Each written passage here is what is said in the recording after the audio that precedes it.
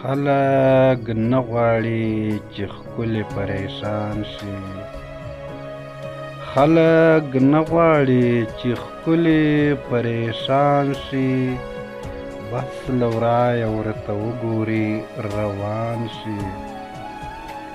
دا چې هره ورځ ورکېږي دلته زړونه، هسې نه چې ټول پر تا باندې تاوان شي.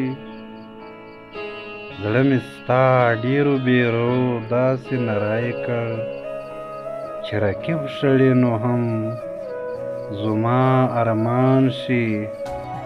تا که وخندل هغه وخت به سپرلی شي، ما که وژړل هغه دم به باران شي.